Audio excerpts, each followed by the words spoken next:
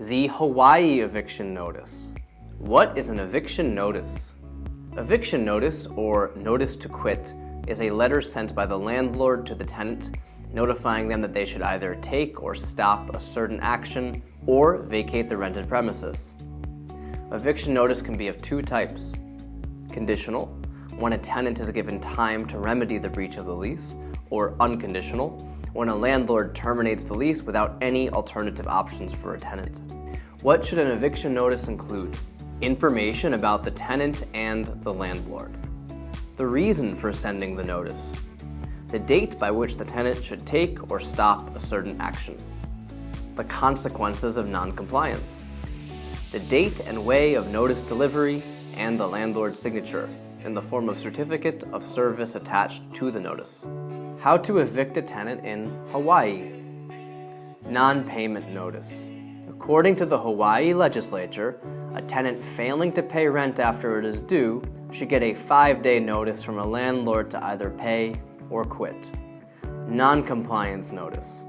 Hawaii law lets landlords send a notice to remedy the violation or quit to tenants who are breaching the contract in any way. Such a notice should give them at least 10 days to remedy the violation. However, when it comes to violations that threaten health or safety or cause property damage, the landlord can send the tenant an unconditional notice to quit. If the tenant causes nuisance, they must be given a 24-hour notice to correct their behavior, and if they don't, an unconditional 5-day notice to quit. What if the tenant fails to comply?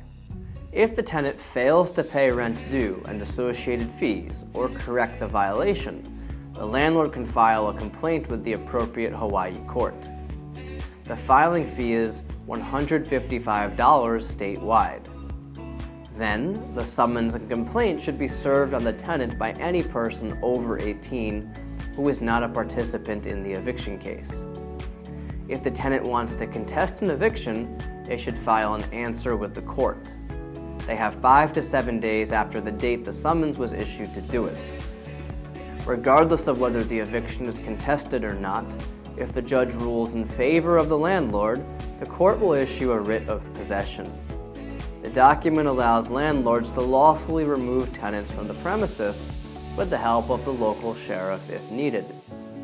The tenant should move out in a period from a few days to a few weeks, depending on how quickly law enforcement officers will execute the writ.